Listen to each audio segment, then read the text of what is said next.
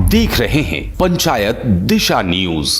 इंदौर शहर की आबोहवा के शुद्धिकरण को प्राथमिकता देने के उद्देश्य से इंदौर के खंडवा रोड स्थित देवी अहिल्या विश्वविद्यालय के ऑडिटोरियम में सीबीएसई स्कूल के शिक्षकों और छात्रों की महत्वपूर्ण बैठक आयोजित की गई। इस बैठक में करीब 400 शिक्षकों और छात्रों को बुलाया गया था। इस दौरान सांसद शंकर लालवानी ने कहा कि पर्यावरण को लेकर मध्य प्रदेश ही नहीं बल्कि पूरे देश में चर्चाएं जोरों पर हैं। हमारे देश के प्रधानमंत्री नरेंद्र मोदी ने पर्यावरण को लेकर कुछ दिनों पूर्व वर्ल्ड कॉन्फ्रेंसिंग में भी इस विषय को रखा था। देश के पर्यावरण के बारे में लगातार देश के प्रधानमंत्री पर्यावरण को लेकर काम कर रहे हैं। माननीय सर्वोच्च न्यायालय ने कई बार पर्यावरण को लेकर टिप्पणी भी की है। इंदौर में भी अपने स्तर पर अलग अलग स्तर पर पर्यावरण सुधार को लेकर बैठक की जा रही है। इसी को देखते हुए इंदौर के खंडवा रोड स्थित देवी अहिल्या विश्वविद्यालय में छात्र और शिक्षकों की एक बैठक आयोजित की गई। निगम आयुक्त ने पर्यावरण को लेकर कहा कि आज जो वर्कशॉप है, आने वाले समय में हम लोग इंदौर की स्वच्छता के लिए काम कर रहे हैं। सभी लोग किस तरह से प्रदूषण मुक्त शहर को किया जाए, इसे लेकर चर्चा की गई।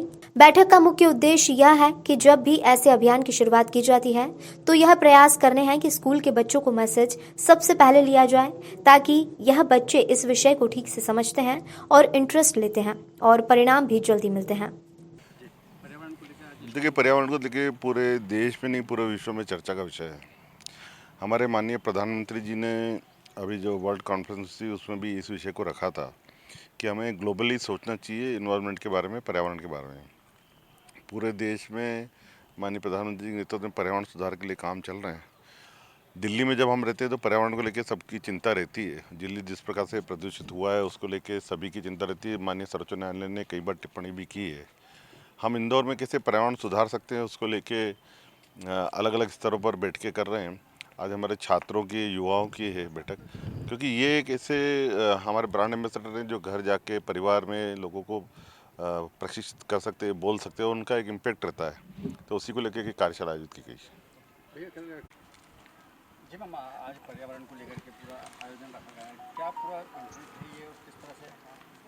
आज की जो वर्कशॉप है वो आने वाले समय में हम लोग इंदौर की जो स्वच्छ हवा के लिए काम कर रहे हैं, सभी लोग मिलकर कैसे काम करेंगे। और जब भी किसी ऐसे अभियान की शुरुआत हम लोग करते हैं तो ये प्रयास करते हैं कि स्कूल्स में बच्चों को ये मैसेजेस सबसे पहले कन्वे हों। कारण ये है कि जब बच्चे किसी विषय को समझते हैं, उसमें इंटरेस्ट लेते हैं, उत्साह से काम करते हैं, तो फिर उसके परिणाम उतनी जल्दी हम लोगों को मिलते हैं।